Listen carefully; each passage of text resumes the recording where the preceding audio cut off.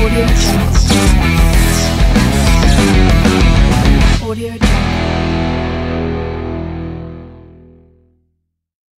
Assalamualaikum warahmatullahi wabarakatuh. Halo Sobat BNN Aceh, bertemu lagi bersama saya di Ruang Ekspresi BNN Provinsi Aceh. Kali ini kita kedatangan bintang tamu yang luar biasa. Udah terkenal belum nih dengan Duta Bahasa Provinsi Aceh? Di sini ada Fakira dan juga Bang Abdi. Kalau belum, kita kenalan terlebih dahulu yuk. Boleh mungkin kita kenalan terlebih dahulu dengan Fakira. Oke, halo semuanya. Assalamualaikum warahmatullahi wabarakatuh. Waalaikumsalam. Saya Fakira, sebagai terpilih menjadi Duta Bahasa Provinsi Aceh tahun 2022. Ya, dan saya sendiri perkenalkan, nama saya Abdi Kurniawan. Saat ini juga sebagai lulusan muda untuk jurusan Agroteknologi Fakultas Pertanian Universitas Syah Kuala. Oh, oke. Berarti Bang Abdi ini baru lulus gitu ya. Oke. Apa kabarnya Fakira, Bang Abdi? Sehat? Sangat sehat ya, Bang.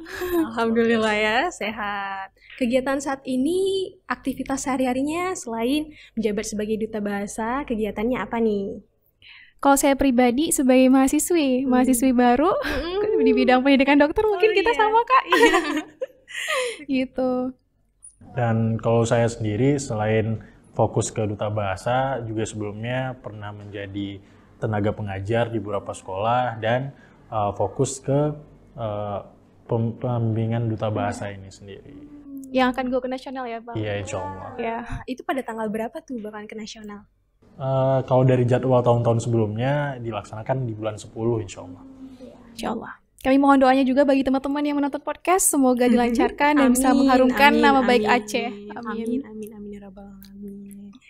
Gimana perasaannya setelah terpilih menjadi Duta Bahasa Provinsi Aceh? Rasanya lebih ke bersyukur sih, karena memang ini salah satu mimpi juga yang udah ditanamkan jauh-jauh hari, dan lebih ke tanggung jawab sih setelah menjabat, setelah dimenangkan, maka kontribusi apa yang bisa kami lakukan untuk Duta Bahasa, untuk Aceh terutama, dan semoga perjalanan kami ke depan bisa lebih baik lah. Amin. Kurang lebih seperti itu ya, perasaannya campur aduk. Yang pertama kita senang, tapi kita juga harus mengemban amanah yang sangat luar biasa untuk memajukan juga literasi-literasi yang ada di Aceh. Oke. Setelah itu kegiatan pada saat perjalanan pemilihan itu gimana aja sih? Maksudnya tahapan-tahapannya tuh pas pemilihan. Mungkin bisa Pak Kira bisa menjelaskan. Tahapan pemilihan itu yang pertama sekali pembukaan pendaftaran Duta Bahasa. Setelah itu kami itu terpilih dari 100 orang peserta ya Bang ya, Cut Bang Abdi. Kami manggilnya Cut Bang dan Cutka di Duta Bahasa. Iya. Kemudian dari 100 orang itu terpilih menjadi 73 orang untuk mengikuti seleksi wawancara tahap awal. Kemudian dari 73 orang terpilih lagi jadi 60 orang untuk mengikuti ujian tes UKBI atau ujian kompetensi berbahasa Indonesia. Ujian kemahiran berbahasa Indonesia. Kemudian dari 60 orang itu di-cut lagi, dipotong lagi menjadi 24 yang terbaik dan akan karantina. Tahun ini dikarantina di Hotel Permata Hati. Dari 24 orang ini 12 cutbang dan 12 cutka yang akan mengikuti proses ke tahap pemilihan penobatan, dan di malam penobatan itu kami terpilih lagi menjadi 6 yang terbaik dan langsung dipotong menjadi 1, 2, 3 gitu. Duta Bahasa, wakil 1, wakil 2, wakil 3, dan juga harapan-harapannya Bang ya. Panjang dan banget. Ketat ya seleksinya untuk Duta Bahasa ini nih. Nah, kalau sebagai Duta Bahasa nih, tugas-tugas apa aja sih yang diemban sebagai Duta Bahasa? Selama setahun ke depan kan ya, bakalan menjabat. Jadi dalam Duta Bahasa itu kita ada istilah yang namanya reksa bahasa. Jadi reksa bahasa itu fungsinya sebagai penjaga bahasa. Dan sebagai penjaga bahasa kita punya namanya Trigatra Bangun Bahasa. Jadi dalam Trigatra itu kita harus, yang pertama harus lebih mengedepankan bahasa Indonesia. Dan yang kedua, mengutamakan bahasa Indonesia. Yang kedua, kita harus melestarikan bahasa daerah. Dan yang ketiga, menguasai bahasa asing gitu. Jadi selama kita menjabat ke depan, tiga ini yang kita fokus bangun ke masyarakat gitu. Jadi sebagai seorang Duta Bahasa, kita adalah reksa bahasa gitu, yang menjaga kelestarian bahasa.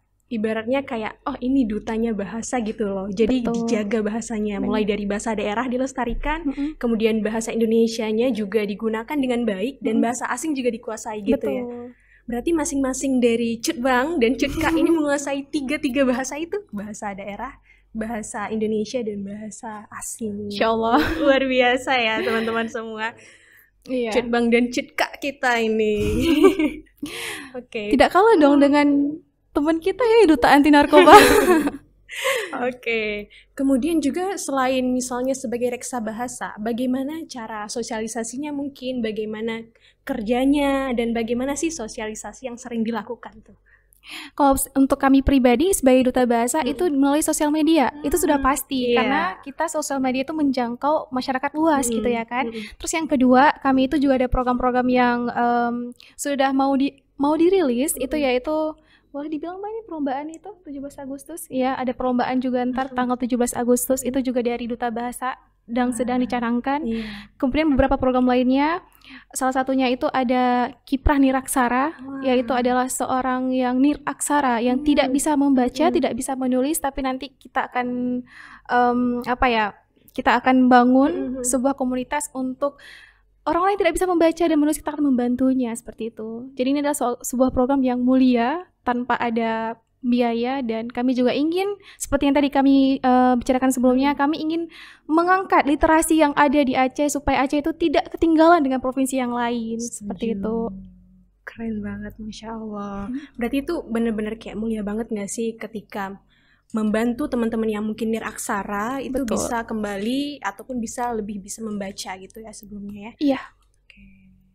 Dan tanggapan kalian nih, kan sekarang nih sebagai duta bahasa banyak banget kata-kata gaul ya. Wow. Kayak misalnya slebel Oh. gitu, membagongkan. Itu kan kata-kata yang plesetan ya. Betul. Tapi sering banget digunakan dan itu seperti kadang-kadang membuat orang bingung nih yang mana kata baku dan kata tidak baku. Bagaimana sih pendapat kalian terhadap hal tersebut? Siap. Sebenarnya yang perlu diperhatikan adalah penempatannya. Jadi kita harus tahu tempatnya menempatkan. Tidak mungkin kita menggunakan kata-kata tadi di ruang publik. Nah, jadi penempatan itu penting dan tidak bisa kita melestarikan bahasa-bahasa demikian karena bisa mengurangi tatanan dari bahasa Indonesia sendiri gitu. Jadi kalau dari kami duta bahasa ya harus dari kami dulu perbaiki kosakatanya sehingga bisa dilihat orang lain bahwa duta bahasa juga sudah mencontohkan bagaimana bahasa Indonesia yang baik dan benar, dan selanjutnya tugas kita adalah sama-sama koreksi bahasa. Betul. Itu sudah dijelaskan sama Cutbang Abdi juga, kita itu tergantung tempatnya. Bukan berarti kita berbicara tentang hal-hal yang seperti itu yang tidak baku itu salah, bukan, tapi di tempatnya gitu, betul. meletakkan sesuatu pada tempatnya. Di ruang publik itu kita harus mengutamakan bahasa Indonesia. Kemarin ada contoh DPR RI, kasusnya itu ada yang penggunaan bahasa daerah. Itu kan terjadi diskriminasi ya, terjadinya dari provinsi-provinsi lain yang tidak bisa berbahasa di ruang publik, kan itu terjadi diskriminasi begitu. Jadi boleh menggunakan bahasa-bahasa yang lain yang tidak baku, tetapi tolong dijaga tempatnya seperti itu teman-teman. Karena tujuan dari kita berbahasa juga untuk komunikasi. Jadi Betul. harapannya dengan penggunaan bahasa Indonesia yang baik dan benar di muka publik, semua orang bisa paham gitu apa yang Iya, kita benar. bicarakan gitu kan ya. Iya. Setuju banget nih. Cutbang dan Cutka ya panggilannya ya. Iya. Cutbang dan Cutka, Cutbang Abdi dan Cutka Fahira. Iya. Kan saat ini nih sebagai duta bahasa tentu banyak prestasinya ya. Bagaimana sih tanggapan kalian terhadap mungkin akan adanya penyalahgunaan narkoba? Karena kan saya yakin kalau misalnya berprestasi nih seperti Cutbang dan Cutka tuh pasti tidak menggunakan narkoba ya, tidak akan Amin, terjadinya insyaallah. penyalahgunaan. Bagaimana tanggapan kalian terhadap di Banda Aceh sendiri nih, yang lingkupnya mungkin lebih kecil dibandingkan Provinsi Aceh terhadap penyalahgunaan narkoba? Oke. Gimana Bang Abdi? Jadi Banda Aceh ini kan kita bilang jadi the center of everything. Maksudnya dia pusat dari semuanya, anak-anak muda dari Aceh berkumpulnya di Banda Aceh. Sehingga kalau kita bilang Banda Aceh ini tempat berkumpulnya orang-orang multicultural atau beda-beda budaya berkumpul di Banda Aceh. Dan yang paling penting untuk terkait narkoba dan sebagainya itu adalah bagaimana kita bisa mengoptimalkan waktu luang kita untuk melakukan hal-hal positif. Jadi karena berdasarkan apa yang kita dengar di lapangan bahwa orang-orang yang kecanduan narkoba dan lain-lain itu adalah faktor lingkungannya, kemudian juga tidak memiliki waktu yang baik digunakan semaksimal mungkin. Maka pesan dari kami, pesan dari saya adalah untuk menggunakan waktu sebaik mungkin, isi dengan hal-hal positif, sehingga kita tidak punya celah ataupun waktu luang untuk berpikir dalam penyalahgunaan narkoba ini gitu. Oke, sedikit tambahan ya. Kalau saya di dunia medis, Iya. di dunia medis itu narkoba itu kalau saya baca di artikel itu adalah pornografi yang kedua, di mana menyebabkan kecanduan gitu ya kan. Di dalam otak kita itu punya saraf-saraf gini. Ada saraf yang memang menyebabkan kita melakukan sesuatu hal itu emang itu bisa membuatkan jadi candu. Nah, inilah termasuk sama narkoba gitu. Nah, narkoba ini kalau misalnya saya bisa katakan kalau misalnya sering menyebabkan kecanduan, itu ada 3 hal yang nggak boleh kosong. Pertama waktu, kedua pikiran, ketiga hati. Salah satu di antara ketiga ini kosong, maka siap-siaplah setan akan datang menggoda. 3 itu yang nggak boleh kosong. Jadi teman-teman semuanya kalau kalian memang tidak kosong di pikiran, hati, dan juga waktu, maka kalian tidak akan terjerumus ke dalam hal-hal yang tidak baik seperti itu. Apalagi narkoba, jangan coba-coba. Iya. Berarti memang waktu luangnya itu yang benar-benar digunakan untuk hal yang positif ya. Betul. Dimaksimalkan di waktunya juga. Oke, harapan teman-teman semua nih, Cut Bang dan Cut Kak, terhadap remaja-remaja ataupun pemuda-pemuda yang di Aceh untuk saat ini agar lebih berprestasi dan juga lebih aktif. Kalau dari saya pesannya untuk anak-anak remaja coba gali potensi. Jadi untuk orang tua juga harus mendukung kemampuan si anak, si remaja tadi sehingga dia punya wadah untuk lebih meningkatkan prestasinya. Jadi hal-hal negatif bisa teratasi dengan baik. Iya, itu dari diri sendiri dan luar. Sebenarnya untuk berprestasi ini ada 2 faktor. Ada faktor internal dan faktor eksternal.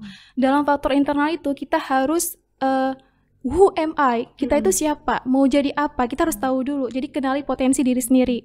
Terus kita itu apa lagi yang harus kita lakukan? Kita harus belajar mungkin. Belajar tidak harus dengan buku. Belajar bisa di lingkungan hidup. Kita bisa belajar di lingkungan bebas gitu ya kan. Terus yang kedua faktor eksternal, doa. Doa itu jawaban dari segalanya. Terus yang kedua selain faktor eksternal juga doa orang tua. Dari kayak kata Cut Bang Abdi, support dari orang tua gitu. Jadi itu faktor eksternal.